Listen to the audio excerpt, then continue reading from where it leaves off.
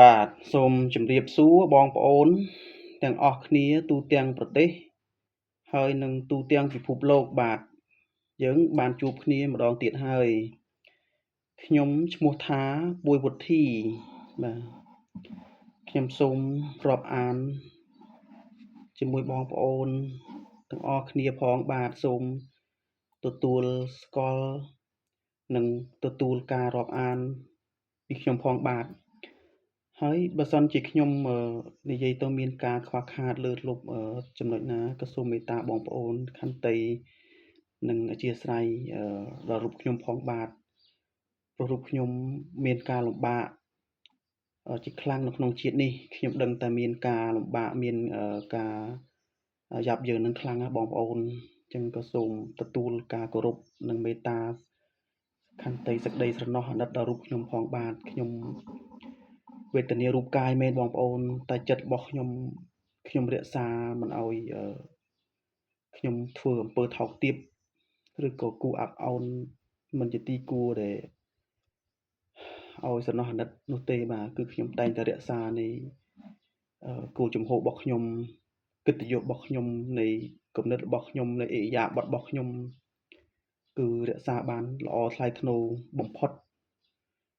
នៅក្នុងចំណោមមនុស្សបាទព្រោះខ្ញុំជាមនុស្សដែលធ្លាប់រៀនសូត្រមកគឺខ្ញុំយល់ច្បាស់ថាអ្វីខុសអ្វីត្រូវអ្វីគុណអ្វីទោសអ្វីបាបអ្វីបុណ្យដោយគឺខ្ញុំតែងតែមានការអត់ធន់និងមានការពិចារណាយ៉ាងច្បាស់លាស់មុតមមមិនឲ្យដូចជាមនុស្សសពថ្ងៃដែលគិតខ្ញុំមើលទៅអិរិយាបថគិតនិងសម្ដីសម្ដាំងរបស់គាត់អីគឺមិនអាចទទួលយកបានទេបាទគឺគ្រាន់តែចេញនៃភាពអិរិយាបថមកចេញនៃសម្ដីចេញនៃឫកពារបស់គាត់កញ្ញេងកញ្ញាមកនេះគឺខ្ញុំ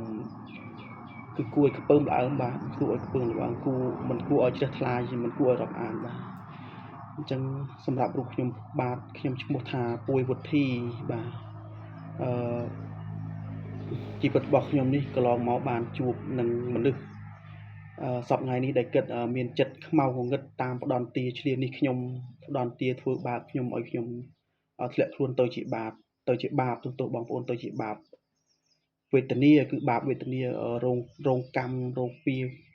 ផ្ដន់ទាណាបាទគឺដូចខ្មែរក្រហមដែលសម្រាប់ប្រជាជនប្រជាប្រដ្ឋមកសម្រាប់មកធ្វើបាបមកផ្ដន់ទាអញ្ចឹងណាបាទគឺខ្ញុំសូមនិយាយបែបនេះចុះនិយាយបែបនេះក៏សូមបងប្អូនសន្តាប់ខ្ញុំផងបាទអញ្ចឹងខ្ញុំថ្ងៃនេះខ្ញុំមានការចង់ពិភាក្សាជាមួយបងប្អូនពីរឿងមួយបាទរឿងនេះគឺខ្ញុំចង់ពិភាក្សាថាសូមឲ្យបងប្អូនខទី1បងប្អូនគេថាណែចេះជួយគ្នាស្រឡាញ់ស្រណោះអាណិតគ្នាមេត្តាគ្នាកុំរើសអើងពីវណ្ណៈឬក៏កុំរើសអើងពីណែពណ៌សម្បុរអីបងប្អូនគឺខ្ញុំនិយាយបានស្រួលស្ដាប់និយាយចុះថាបើយើងរាប់អានមើលថាមនុស្សល្អមនុស្សមានបុណ្យមានធម៌មានបុណ្យមានសិលក្នុងខ្លួនបងប្អូនជាមនុស្សដែលមានធម៌មេត្តានៅក្នុងខ្លួនមានអិរិយាបថល្អនៅក្នុងខ្លួនណាបងប្អូនបាទអញ្ចឹងហើយគឺមិនមែនថាឲ្យខ្ញុំនិយាយនេះគឺថាមិនមែនថាខ្ញុំប្រាប់បងប្អូនឲ្យធ្វើទៅតែសុទ្ធតែម្ដងទេអ្នកខ្លះគិតអិរិយាបថគិតមិនល្អទេអិរិយាបថគឺគិតជាលើសបើសអីចឹងទៅប្រហើនអីចឹងបាទអញ្ចឹងយើងមើលតាមនឹងទៅបងប្អូនបើកលៈទេសៈល្អឃើញថាអិរិយាបថគាត់ល្អយើងឃើញថាមនុស្សគាត់មានធម៌មានអាក្នុងខ្លួនមានបុណ្យនៅក្នុងខ្លួនអញ្ចឹងយើងធ្វើបុណ្យចំពោះគាត់ទៅមិនខុសទេបងប្អូនយើងបានបុណ្យបានកុសលធំធេងកែលែងណាស់ក៏ប៉ុន្តែបើមនុស្សខ្លះមិនថាស្រីមិនថាប្រុសទេបាទមិនថាភេទប្រុសភេទស្រីទេបាទមិនថាចាស់ជារាលឬក៏ក្មេងណាទេបើថាយើងមើលទៅឃើញអិរិយាបថមិនគួរជួយមិនគួរអាណិតមិនគួរមេត្តាជាមួយយើងមិនបាច់ធ្វើទេបាទបងប្អូនជឿខ្ញុំចុះមនុស្សអស់ទាំងនោះគឺមនុស្សដែលយើងមិនគួររាប់អានទេបងប្អូនគឺនាំការអាប់អោនដល់យើងអញ្ចឹងគឺខ្ញុំយល់នៃចិត្តបងប្អូនណាស់អញ្ចឹងក៏សូមឲ្យបងប្អូនធ្វើតាមខ្ញុំចុះបងប្អូនមិនខុសទេហើយខ្ញុំនឹងជម្រាបប្រាប់បងប្អូនអ្វីជាផ្សេងទៀតជាច្រើនបាទដែលខ្ញុំត្រូវយកមកថ្ងៃនេះមកជម្រាបប្រាប់បងប្អូនទូទាំងប្រទេសហើយនិងទូទាំងពិភពលោកបាទជាស្រ័យបងប្អូនខ្ញុំរៀងក្អកបន្តិចបាទ អញ្ចឹងគឺខ្ញុំសូមមួយទៀតបងប្អូនគឺសូមឲ្យបងប្អូនបើកបរនៃចរាចរណ៍ក៏សូមមេត្តាបងប្អូនសំណោះដល់ប្រជាជនខ្មែរយើងផងគិតធ្វើដំណើរទៅណាមកណាដូចតែយើងដែរដល់ពេលដែលបងប្អូនគិតតែពីបរយោទៅបុកគិតទៅជន់គិតខ្ញុំមួយកន្លែងខ្លះខ្ញុំ3សាកសពរហូតទៅដល់5នាក់ក៏មានដែរបងប្អូនឈាមប្រឡាក់ពេញខ្លួនពេញមុខមាត់ខ្ញុំ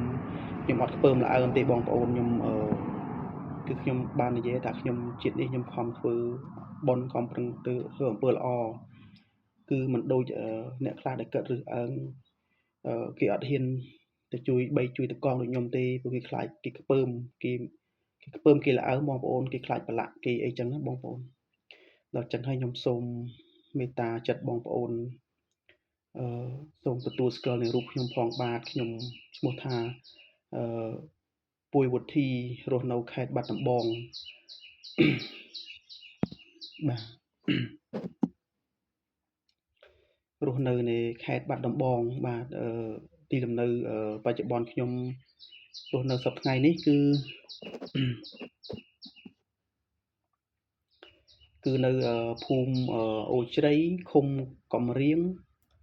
ស្រុកកំរៀងខេត្តបាត់ដំបងយើងបាទខ្ញុំនឹងប្រហាញលេខឲ្យបងប្អូនបានមើលផងបាទចិត្តយកលេខឲ្យហើយសិនគឺ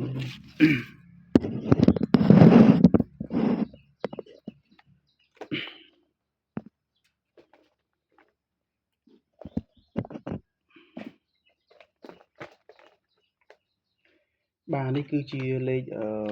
ទូរស័ព្ទផ្ទាល់ខ្លួនរបស់ឲ្យខ្ញុំបាទ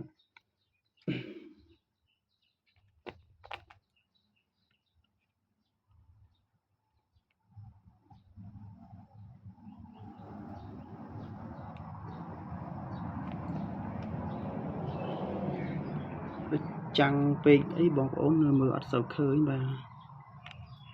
ចាំងខ្ញុំនឹងហៅលេខបាទនឹងថាមើលឃើញអត់ទេបងប្អូនអើយនេះសឡើងចាំងទេ097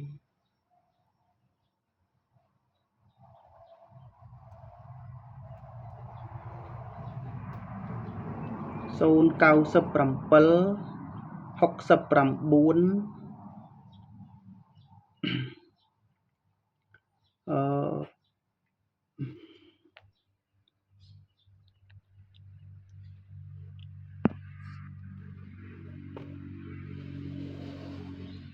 ឃើញទេបងប្អូនឃើញទេបើយើងមើលពីចម្ងាយទេមិនដឹងជាឃើញទេបងប្អូន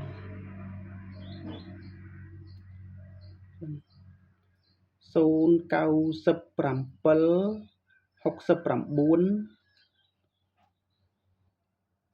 69សុំទោសបងប្អូន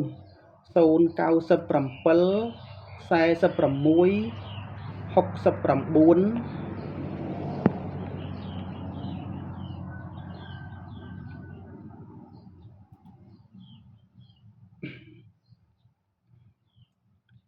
391បាទ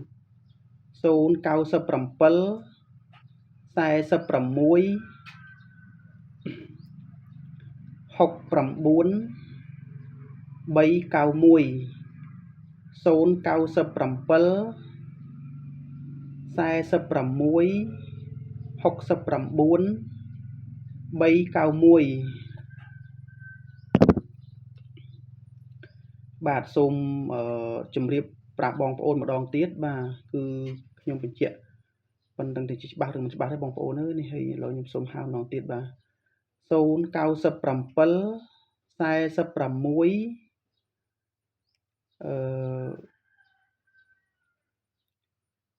391 097 46 69 391បាទ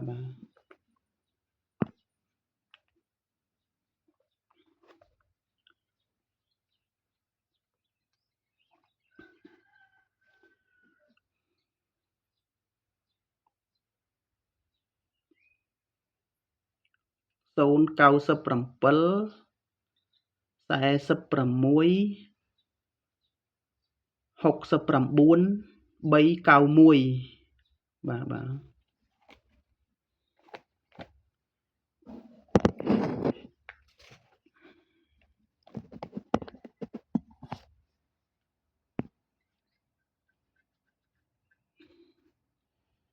អូយមុខខំបងប្អូនអើយបាទហើយអញ្ចឹងខ្ញុំបានប្រកាសលេខប្រាប់បងប្អូនហើយបាទក៏សូមមេត្តាប្រណិតមើលផងចុះបាទលេខខ្ញុំហ្នឹងគឺ097 46 69 391បាទ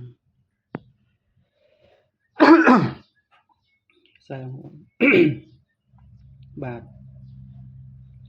ខ្ញុំសូមបន្តសូមមេត្តាបងប្អូនអ្នកដែលគិតបើកបរចរាចរណ៍មិនថាផ្នែកខាងបរឡានឬក៏បរម៉ូតូបាទក៏សូមមេត្តាបើកបរឲ្យមានការប្រុងប្រយ័ត្នហើយនឹងមេត្តាដល់បងប្អូនយើងដែលគិតធ្វើដំណើរទៅ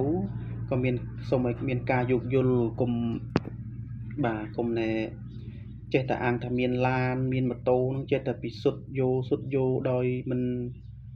ស្រណោះអាណិតបងប្អូនយើងមកខាងដែលគិតធ្វើដំណើរដែលធ្វើឲ្យគិត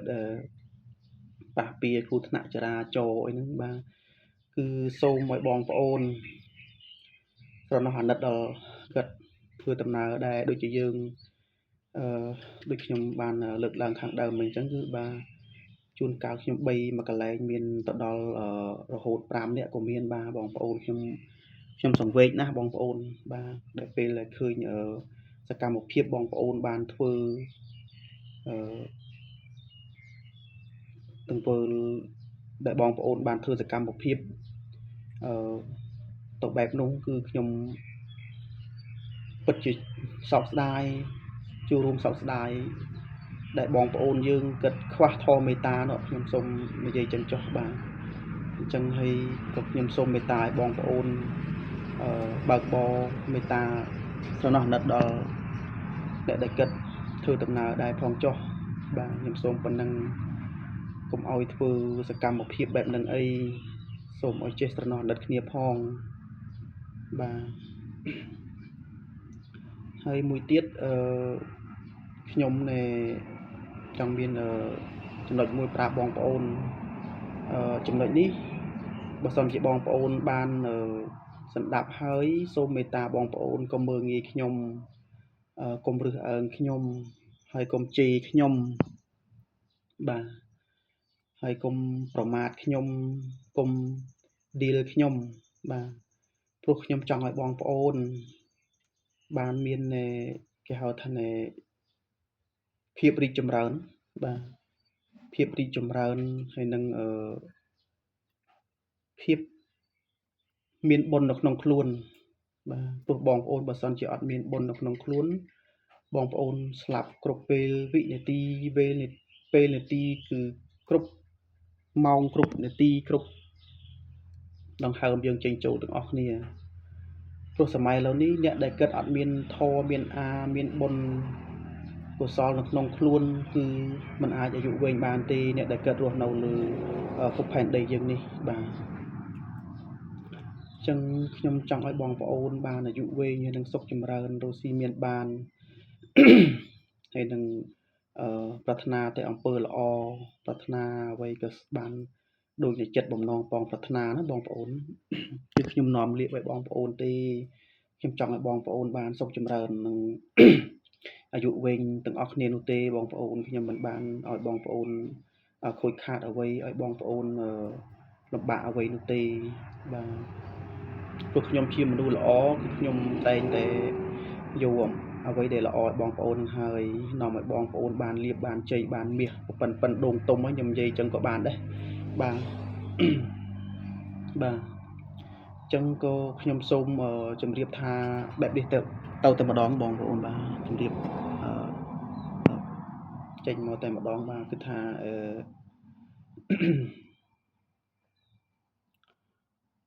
សូមឲ្យបងប្អូន บสดับบอดจำเรียงสมัยต้องบ่าឲ្យបងប្អូនវិលមកស្ដាប់បទចម្រៀងលោកសុនជីសមុទ្រយើងអត្តរីកសម្លេងមាសសម្លេងទឹកលោកសុនជីសមុទ្រយើងវិញទៅបងប្អូនព្រោះខ្ញុំនិយាយបែបនេះឃើញថាអញកាត់ត្រង់តិចណា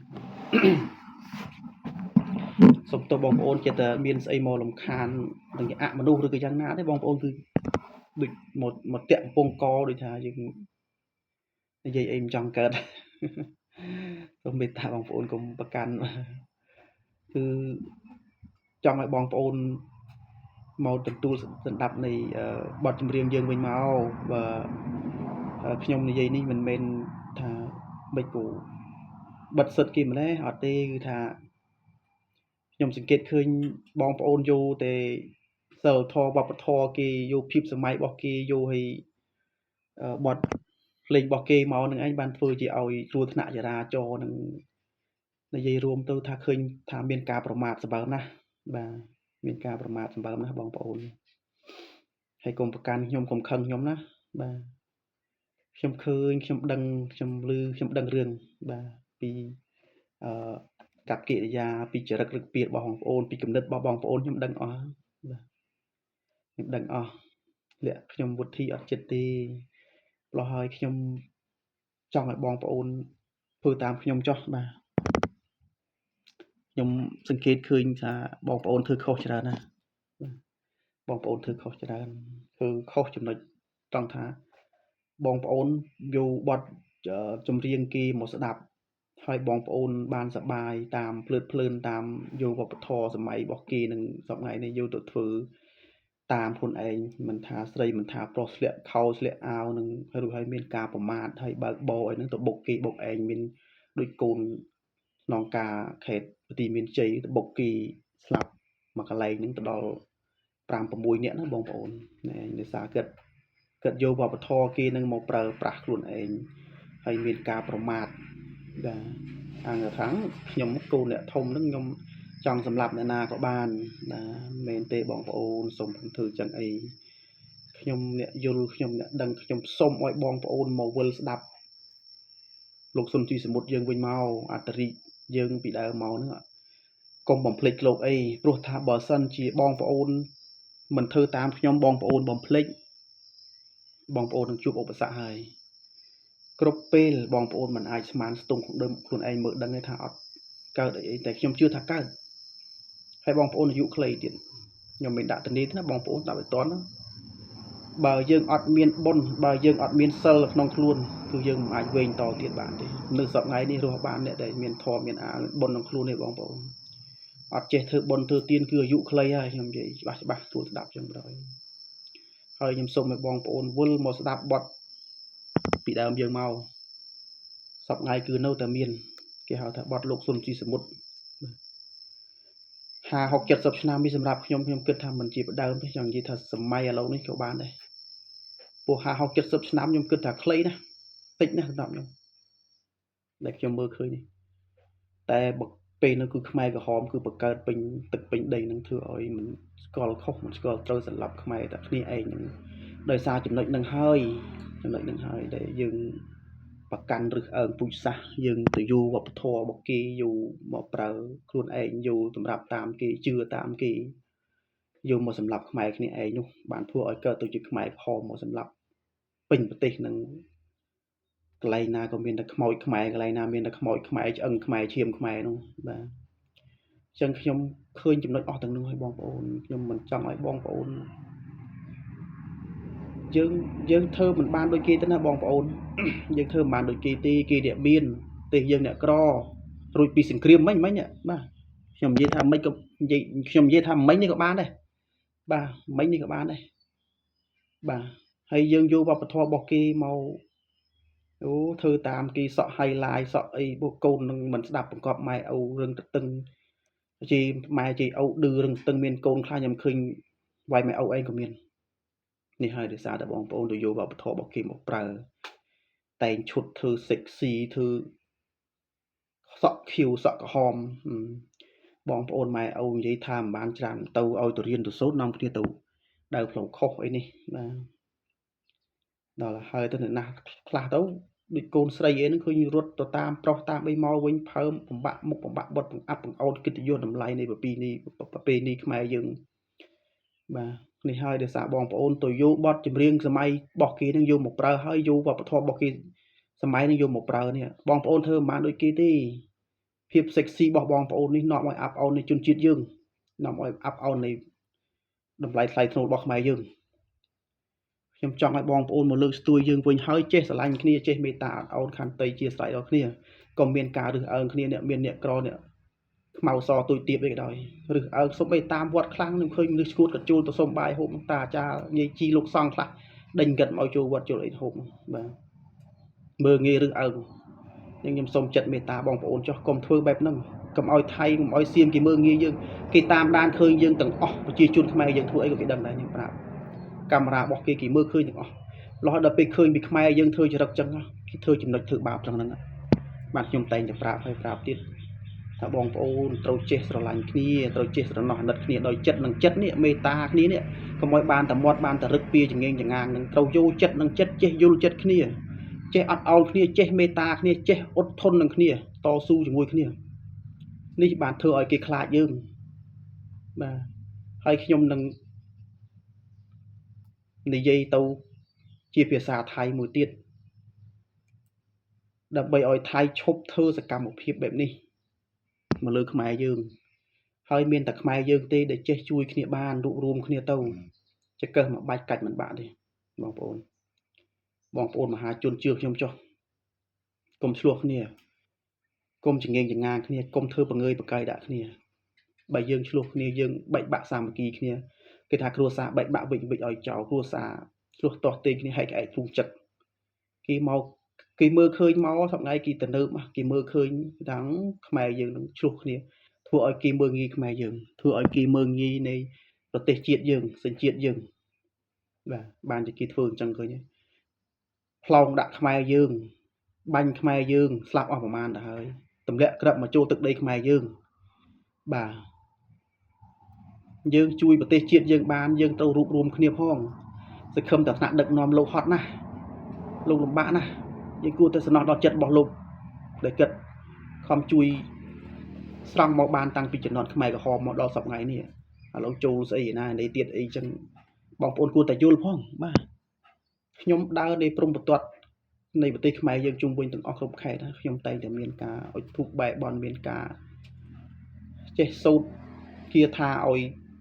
ប្រទេសខ្មែរយើងនេះរួចផុតពីពួកខ្មៅងងឹតចិត្តអាក្រក់នេះពួកសៀមពួកថៃឡែនអានេះខ្ញុំជួយណាបងប្អូនខ្ញុំស្លៀកពាក់ខោអាវមិនអាវខ្ញុំដើរនៅក្នុងប្រទេសខ្មែរយើងនេះខ្ញុំដើរជុំវិញប្រទេសសុំទោសបងប្អូនខ្ញុំដើរនៅក្នុងប្រទេសរបស់យើងនេះខ្ញុំដើរគ្រប់ខេត្តណាបងប្អូនខ្ញុំដើរមើលសភាពការហើយខ្ញុំតែងតែធំបែបបនខ្ញុំតែងតែនិយាយស្ដីតែងតែនិយាយស្ដីគឺមានប្រយោជន៍គឺខ្ញុំនិយាយយ៉ាងណាគឺដូចមាត់ខ្ញុំអញ្ចឹងហើយបងប្អូនគង់តែដឹងទេខ្ញុំនឹងប្រាប់បងប្អូនខ្ញុំនិយាយត្រឹមតែមាត់គឺគ្មានប្រទេសថៃអាចមកធ្វើអីបានទេហើយខ្ញុំមិនមែនគិញសម្ងាត់ទេណាបងប្អូនខ្ញុំជាមនុស្សល្អទេណាតែខ្ញុំអាចនិយាយតែមាត់ហើយខ្ញុំអាចទះទៅលើដី3ដងបានគឺអត់មានអីកើតឡើងបានទេបាទខ្ញុំជាមនុស្សល្អខ្ញុំគិត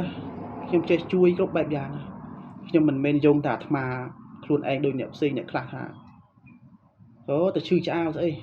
រឿងប្រទេសជាតិទុកឲ្យថ្នាក់ដឹកនាំអ្នកគិតគូយល់ថ្នាក់ដឹកនាំពីមុនលោកក៏ជាប្រជាពលរដ្ឋដែរតែដោយសារលោកមានបុណ្យមានធម៌ក្នុងខ្លួននឹងហើយទើបបានលោកស្រង់ផុតពីកញ្ញាំរបស់ខ្មែរក្រហមនោះមកកញ្ញាំពួកខ្មៅងងឹតពីរបបកុម្មុយនីសខ្មែរក្រហមនោះមកឲ្យយើងរួចព្រោះមកដល់សប្តាហ៍ថ្ងៃនេះបើយើងអត់ចេះជួយគ្នារួបរวมសាមគ្គីគ្នាយើងពឹងតែថ្នាក់ដឹកនាំលោកពិបាកណាស់ណាកុំថាលោកស្រួលលោកមិនស្រួលទេលោកធ្វើអ្នកដឹកនាំមែនក៏ប៉ុន្តែណា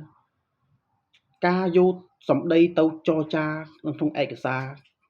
ព្រមព្រៀងជាមួយបរទេសជាមួយគេអីហ្នឹងហើយដល់ពេលគេមិនស្ដាប់គេ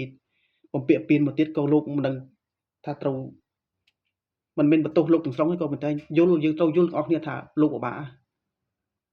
តែគេមើលងាយយើងកម្រិតណាមានពេលខ្លះយើងតាមដានមើលតាមទូរស័ព្ទខ្ញុំមើលគេយកប្រភូមិយករូបថតមកទោស ព្រះមហាក្សត្រយើងយកថ្នាក់ដឹកនាំយើងយកទៅកាត់ត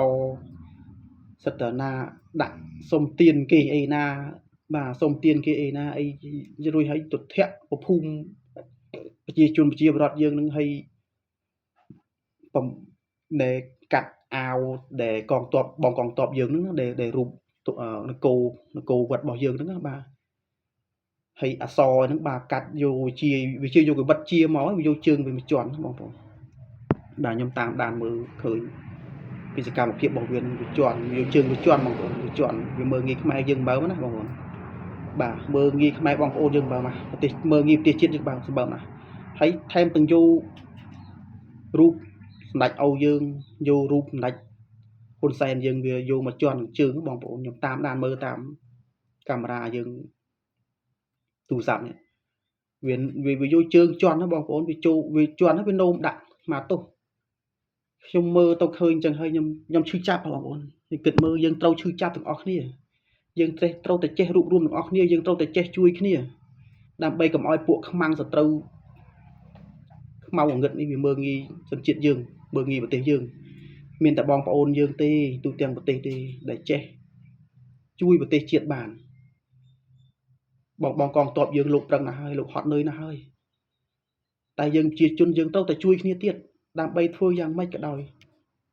ឲ្យប្រទេសជាតិយើងជួយថ្នាក់ដឹកនាំយើងជួយបងកងទ័ពយើងបាទធ្វើយ៉ាងណាក៏ដោយធ្វើយ៉ាងម៉េចក៏ដោយឲ្យតែប្រទេសយើងបានឈ្នះលើពួកខ្មាំងសត្រូវហ្នឹងពួកខ្មៅងងឹតចិត្តខ្មៅនឹងពួកសៀមនិងពួកថៃហ្នឹងបាទខ្ញុំរៀបរាប់ប្រាប់បងប្អូនប៉ុណ្ណេះហើយខ្ញុំសូមបន្តបន្តិចទៀតដោយសារទូរស័ព្ទខ្ញុំភ្លើងខ្ញុំបញ្ចូលមកគឺបានតែពាក់កណ្ដាលឬចំក្រោមពាក់កណ្ដាលតិចផងមិញ44 45%នេះខ្ញុំខ្លាចនិយាយមិនទាន់ផុតទៅអាលុតមុនអីហ្នឹងគឺអត់ទាន់បានចប់សាច់រឿងអញ្ចឹងខ្ញុំពិបាកខកចិត្តខ្ញុំសប្តាហ៍ខ្ញុំបានណាបងប្អូនខ្ញុំមិនដែលចង់មានជីវិតរស់នៅទៅក្នុងជាតិនេះហើយខ្ញុំឃើញរាល់ពិបាកអញ្ចឹងខ្ញុំមិនអាចឈរមើលភ្នែកបានទេបាទអញ្ចឹងសូមសង្ខេបហ្មងគឺថាហើយបើខ្ញុំនិយាយទៅមានការខុសលើសលុបខ្វះខាតចំណុចណាប្រការណាក៏សូមបងប្អូនយល់ផងបាទយល់នៅក្នុងបញ្ញានៅក្នុងចិត្តរបស់យើងផងថាខ្ញុំនិយាយពីអីអិយាបថអីគោលបំណងអីកុំនាំគ្នាបន្ទោសខ្ញុំថាខ្ញុំនឹងចេះយ៉យណាខ្ញុំសូមប៉ុណ្្នឹងចុះបងប្អូនមើលមកខ្ញុំចុះខ្ញុំជាមនុស្សល្អទេខ្ញុំជាមនុស្សប្រភេទណាបងប្អូនកាក់ស្មានផងចុះខ្ញុំជាមនុស្សល្អយ៉ាងស្មោះត្រង់ហើយជីវិតជាតិនេះគឺខ្ញុំលះបង់នៃជីវិតរបស់ខ្ញុំមិនស្ដាយហើយបើជាតិក្រោយមានមែនខ្ញុំសងមិនចង់ឲ្យកើតមនុស្សទេបងប្អូនព្រោះខ្ញុំឃើញសត្វលោកយើងលំបាកលំបិនពេកចេះខ្ញុំមិនចង់កើតមនុស្សទេតែខ្ញុំកើតមកបាននេះហើយនេះខ្ញុំកើតបានមកហើយនេះគឺដោយសារព្រំលិខិតទេវាសនារបស់ព្រំលិខិតទេឬក៏យើងហៅថាទេវតាទេឬយ៉ាងគេឲ្យខ្ញុំមកកើតនេះមកកើតជាមនុស្សលោកម្ដងទៀតនេះខ្ញុំនិយាយមិនមែនអួតអាងទេហើយអ្នកខ្លះគេថាខ្ញុំនិយាយខាងក្រៅតល់មាត់គេថាខ្ញុំនិយាយអួតនិយាយអីចឹងខ្ញុំអត់មានពេលបងប្អូនគិតទៅតែខ្ញុំសូមជម្រាបប្រាប់បងប្អូននេះថាយើងត្រូវជួយគ្នារួបរวมគ្នាមានតែបងប្អូនយើងនៅក្នុងប្រទេសនេះដែលទាំងមូលដែលអាចជួយរាជរដ្ឋាភិបាលបានអាចជួយប្រទេសស្រង់ប្រទេសជាតិយើងបានអាចជួយបងកងទ័ពយើងបានបាទមានតែយើងចេះស្រឡាញ់គ្នាចេះរួបរวมគ្នាចេះមេត្តាគ្នាចេះអាណិតគ្នាចេះអប់រំគ្នាចេះពយល់គ្នាចេះណែនាំគ្នានេះបានគេហៅទៅថាខ្មែរបាទអញ្ចឹងខ្ញុំផ្លាច់ទូរស័ព្ទខ្ញុំអស់ភ្លើងមុនអញ្ចឹងឥឡូវខ្ញុំសូមនិយាយរឿងខ្ញុំនេះម្ដងបាទខ្ញុំពីជាតិមុនគឺជាលោកអត្តរាជសំលេងមាសសំលេងទឹកដែលព្រះមហាក្សត្រព្រះអង្គដែលព្រះមហាក្សត្រព្រះអង្គប្រដំសៀនុសម្ដេចតាយើងនេះព្រះអង្គជាអ្នកប្រគេននៃទានរង្វាន់ឲ្យខ្ញុំកើតទៅជាអត្តរាជសំលេងមាសសំលេងទឹកលោកសុនទ្រីសមុទ្រពីជាតិមុនមកនេះខ្ញុំមកកើតម្ដងនេះទៀតហើយបងប្អូនបាទហើយក៏ខ្ញុំចាំជាតិបានខ្លះដែរខ្ញុំមិនមែនអត់ទាំងស្រុងនោះទេហើយខ្ញុំក៏អត់មានទៅខ្លែងបន្លំដូចអ្នកខ្លះគិតខ្លែងបន្លំអីចឹងបំពុលសង្គមឲ្យគេនឹងវង្វេងវង្វាន់ខ្ញុំអត់ទេខ្ញុំមានផុសតាងរបស់ខ្ញុំហើយខ្ញុំនឹងច្រៀងឲ្យបងប្អូនដាប់នៅពេលខាងមុខនេះតែខ្ញុំសូមនិយាយ ទាំងអស់ឲ្យបងប្អូនបានសម្ដាប់សិននៅនិយាយខាងថៃនោះទៀតគឺវីដេអូតែមួយនឹងទេបាទខ្ញុំនឹងនិយាយឲ្យគេនឹងឈប់ធ្វើសកម្មភាពហើយខ្ញុំនឹងដាក់ពាក្យមាត់ទឹករបស់ខ្ញុំថាអ្នកឯងមិនអាចត្រូវធ្វើទង្វើបែបហ្នឹងមកលើកម្ពុជាបានតទៀតទេបាទអ្នកឯងយកទៅស្ដាប់អ្នកឯងពិចារណាប្រាប់គ្នាអ្នកឯងថាមនុស្សនោះឈួតមនុស្សនោះជាយ៉ាងណានេះចុះជើញខ្ញុំនិយាយថ្ងៃនេះខ្ញុំនឹងដាក់មាត់ទឹករបស់ខ្ញុំថាឲ្យអ្នកឯងវិនិច្ឆ័យគឺវិនិច្ឆ័យឲ្យអ្នកឯងរលាយប្រទេសគឺរលាយឲ្យអ្នកឯងត្រូវបាបកម្មគឺត្រូវទទួលបាបកម្មអញ្ចឹងខ្ញុំសូមច្រៀងឲ្យបងប្អូនស្ដាប់សិនច្រៀងឲ្យខ្ញុំនិយាយប្រាប់ទៅប្រទេសសៀមប្រទេសថៃនេះបាទខ្ញុំមិនអាចវែងឆ្ងាយតទៅមុខទៀតបាននោះទេព្រោះហើយទូរស័ព្ទដូចខ្ញុំបញ្ចូលភ្លើងខ្ញុំមកពេញដែរក៏ប៉ុន្តែដល់ពេលមានគេតំណែងមកខ្ញុំអញ្ចឹងក៏ធ្វើឲ្យខ្ញុំនឹងគឺថាអស់ភ្លើងខ្លះហើយខ្ញុំអត់មានភ្លើងបញ្ចូលតទៀតណាដោយសារតែជីវភាពខ្ញុំជាតិនេះខ្ញុំក្រខ្លាំងណាបងប្អូនបាទធ្លាក់ខ្លួនក្រលំបាកលំបិនខ្លាំងណាបាទអញ្ចឹងខ្ញុំសុំសង្ខេបហើយបាទរាល់ពាក្យស្ដីខ្ញុំនិយាយណាអីមួយទៅមានខុសឆ្គងលើសលុបប្រការណាអីដូចខ្ញុំថាអញ្ចឹងបងប្អូនត្រូវយកមេត្តាដាក់ក្នុងចិត្តអត់មានអ្នកណាខុសអត់មានអ្នកណាត្រូវអត់មានអ្នកណាអាក្រក់អត់មានអ្នកណាល្អទេគឺខ្ញុំចង់និយាយបាននេះថាអ្នកណាក៏ចង់បានអំពើល្អដែរអ្នកណាក៏ចង់បានសុខដែរចង់បានសេចក្តីសុខស្រឡាញ់សេចក្តីសុខដូចគ្នាតែខ្ញុំនិយាយនេះដើម្បីថាចង់ឲ្យយើងនឹងមានការយោគយល់មានការអត់ឱនមានការអធ្យាស្រ័យមានការសេចក្តីស្រណោះមេត្តាអាណិតខុសគិតតាមខុសត្រូវគិតតាមត្រូវអាក្រក់គិតតាមអាក្រក់ល្អគិតតាមល្អកុំចេះតែខុសដៃយកដៃខុសជើងយកជើងនេះបាបកម្មវាធ្លាក់មកឲ្យផលហើយឲ្យអ្នកណាឲ្យប្រទេសខ្មែរយើងនឹងហើយខុសអីអាងអីចាប់ចំណុចគ្នាយកឈ្នះយកចាស់នេះទៅធ្វើអីបងប្អូនបាទឥឡូវខ្ញុំសូមជ្រាបសូមទោសខ្ញុំសូមច្រៀងតែម្ដងបងប្អូនជឿបងប្អូនស្ដាប់ចុះបាទថាខ្ញុំជាលោកស៊ុនស៊ីសមុទ្រមែនឬក៏មិនមែនបាទ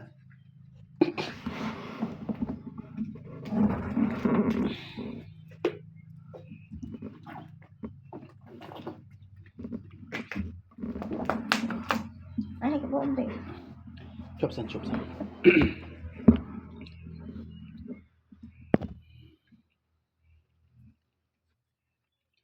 រាប់ទៅណា1 2 3បងទៅណាល្មមហើយណាស្រីរណីដល់ប្រងផងណាកុំយកសម្រភាំងត្រាប្រហាដួងចិត្តបរងដូចដួងតារាអ្នកណាក៏លងសំផងនេះគឺទីរុនអូរងចំពួងសម្រស្នេហ៍ស្រីអូនប្រហាប្រងស្លាប់អងជាច្រើនមកហើយនៅមិនមុំចិត្តអូនឡើយនេះហើយចិត្តឥតប្រណេតើប៉ុន្មានទៀតទើបសមមុំនឹងចិត្តស្រីប្រងអស់មួយផែនដីមុខជាខ្សែព្រោះស្នាដៃអូនគឺអាហាងរូបកាយឬមួយឆោមឆាយអាងលើកិត្តិយសថ្ងៃនេះអូននៅមានឈ្មោះគ្រប់រូបប្រងដោយអោបលិនតូនអស់ព្រមចារីរូបស្រីដូចផ្កាស្រពោន tia bánh chạch bánh chal ôn rồi liếng xôn khiên kê rọp an ôn công đai chất nật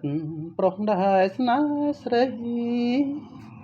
sna đói đuông chất phèn cái đâyประอัดในสองคำบานบาปกรรมโอนสร้างคงเวลโรคโอนมันคานโอนเถอหอยปรอคอปรานกระหอยกงบานตึกแน่คลูอายបាទអរគុណបងប្អូនម៉ែបងប្អូនឥឡូវជឿហើយឬមិនជឿហើយបុកមាត់ហ្នឹងតើសមឬមិនសមបាទឥឡូវនេះសូមចូលពីរឿង Thailand ម្ដងដែលគេហៅថាសៀមណាបាទสวัสดีครับประเทศไทยนะครับคุณฟังผมแล้วคุณต้องทำนะแต่ถ้าคุณไม่ทำผมจะทำให้ประเทศคนนี้ต้องเดือดร้อนและต้องมีกรรมอย่างหนักด้วยจริงนะแต่ถ้าคุณมีความดีบริสุทธิ์จริงคุณอย่าไปถือสาเขาแล้วอย่าไปใส่โทษในประเทศเขาแล้วแผ่นดินที่พวกคนกำลังเอาทุกวันนี้ให้ข้าวคืนส่งให้ข้าวคืนเพราะแผ่นดินของคนที่กำลังจะยึดเอาทุกวันในชายแดนเนี่ยไม่ใช่ดินของพวกคนเพราะพวกทุกคนเนี่ยคนไทยเนี่ยพอคนเอาดินเขามาเป็นดินตัวเองมีจิตใจโลภพวกคุณทำแบบนี้ผิดกฎหมายแล้วกฎหมายในอันดับโลกเขานับถือของจริงไม่ใช่ไปนับถือของปลอมและผมรู้จิตใจคุณด้วยผมก็เคยเรียนในประเทศไทยไปถึงม.6 ป.6 ม.6 ผมรู้นิสัยใครในคนไทยหมดนะผมรู้หมดผมรู้ว่าทุกคนนี่ห่วงประเทศตัวเองแต่อย่างน้อยก็เอาความจริงจังมาพิจารณากันไม่ใช่ไปอยากยึดประเทศเขาก็ไปยึดอยากเอาแผ่นดินเขาก็ไปเอาแล้วไปปลอมในอันดับโลกว่าแผ่นที่ที่กัมพูชาอยู่ทุกวันนี้เป็นแผ่นที่ของไทยเราไม่ใช่ของเขามีตั้งแต่โบราณมาครับประเทศเขมรประเทศกัมพูชาทุกวันนี้คือเขามีตั้งแต่โบราณมาถ้าพูดให้จริงๆหมดไปเนี่ยกรุงเทพที่ผู้คนอยู่ทุกวันเนี่ยก็เป็นของกัมพูชานะผมบอกคนให้รู้พวกคนเขมรทำอะไรทุกวันนี้ทุกคนก็รู้มองเห็นทุกเรื่องผมก็รู้เหมือนกันว่าคนนี้ตามด่านกัมพูชาตามสังเกตดูกัมพูชาทำอะไรก็พวกคนรู้พวกคนมีเขาเรียกว่ามีเงินมีทองแล้วรวยแล้วแต่พวกคนทำผิดในจิตใจตัวเองหลอกจิตใจตัวเองหลอกตัวเองดินของเขาประเทศของเขาชายแดนของเขาพวกคนเองมาว่าคุยกันวันในวันนี้หลอกตัวเองเอาคนไทยมาคุยกันโกหกกันหลอกกันตัวเอง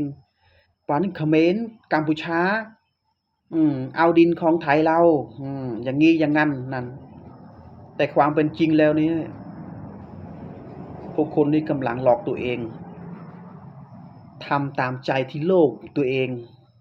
ไปทำลายเขมรที่พวกเขาไม่รู้อย่างสงสารว่าเขมรนี่เอาระเบิดไปใส่ตามดินว่าพวกเขมรนี่ทำลายคนไทยเราความเป็นจริงแล้วทุกคนเนี่ยเดินไปดูตามชายแดนแล้วก็ว่าเขมรนี่เอาระเบิดไปใส่แต่ความเป็นจริงเลยนะไทยเราเนี่ยเดินไปเหยียบระเบิดตัวเองแล้วไปโทษเขาว่าเขานี่ใส่ระเบิดให้คนไทยเรานี่เดินไปเหยียบระเบิดถ้าพวกคนไม่เดินไปมันทำให้ข้าขาดตีนขาดได้ยังไงลองคิดดูดิ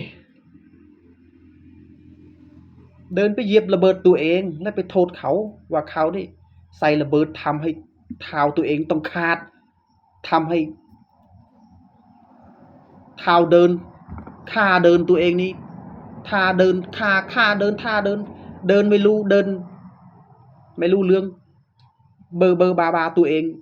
แล้วจะไปเหยียบตัวเองไปก็ไปโทษเขาว่าเขานี่เอาระเบิดมาใส่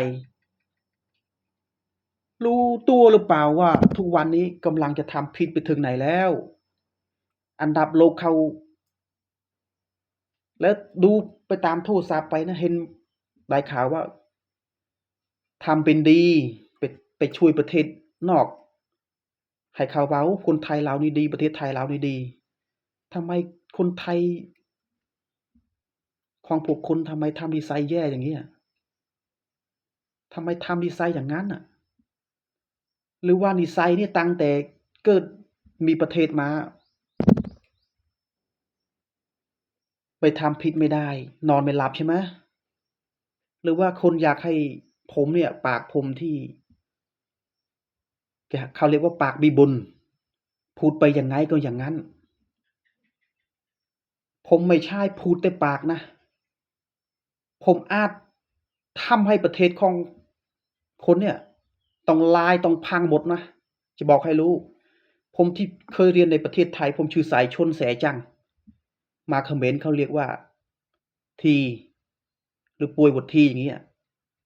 คนเชื่อไหมว่าผมทำให้ประเทศคุณพังได้คนเชื่อเปล่าเชื่อไหมผมเคยเรียนในประเทศไทยที่จังหวัดจันทบุรีผมทำได้นะจริงผมทำได้นะคุณผมจะบอกคุณนะผมทำได้นะคุณผมไม่ใช่เป็นทหารก็ไม่ใช่เป็นตำรวจพวกคนก็เคยดูหนังดูอะไรแต่พวกคนแบบทำตัวเองไปลอกตัวเองคนดีเขาแสดงหนังให้เราเป็นคนดีเราพวกคนไทยตัวเองเนี่ยเอามาปลอมเอามาแก้ตัวเองแล้วไปบอกโลกเขาว่าคนไทยเราบริสุทธิ์ผมขอบอกวันนี้เลยโทรศัพท์ผม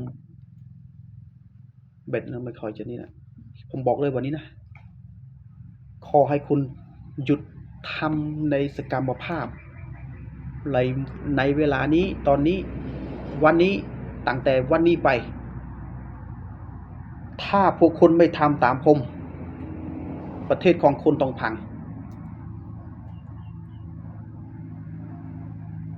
นี่ผมพูดจริงนะผมพูดภาษาอะไรก็ได้นะผมบอกนะผมพูดได้ทุกอย่างทุกภาษาผมพูดได้ทุกภาษาพูดทั้งภาษาสัตว์ก็ได้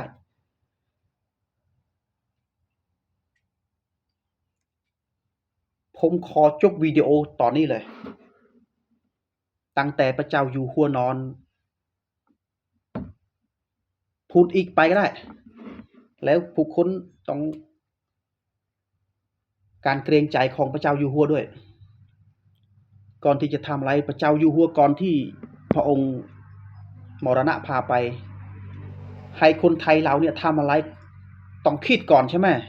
ต้องคิดก่อนอย่าทำอะไรมัวเศร้ามัวอย่างนั้นพระเจ้าอยู่หัวไม่ใช่ไม่ให้ผู้คนทำอย่างนั้นหรอกตั้งแต่พระเจ้าอยู่หัวพระองค์เข้าปณิพพานไปพวกคนเนี่ยไม่ทราบว่าทำตามพระเจ้าใหม่นี้หรือเปล่าหรือว่าทำตามตัวเองผมรู้นิสัยคนไทยหมดนะผมอยู่ในประเทศไทยมา6-7-8 ปีผมรู้นิสัย คนไทยหมดนะบางคนเขาเรียกว่าที่อยู่ในประเทศไทยอ่ะผมก็เป็นคนไทยเหมือนกันแต่คนไทยของผมรู้อะไรดีอะไรไม่ดีอะไรชั่วอะไรไม่ชั่วเนี่ยพวกคุณอย่าหยุดทำการชั่วอย่างนี้ต่อไปแล้วหยุดตั้งแต่วันนี้ต่อไปเลย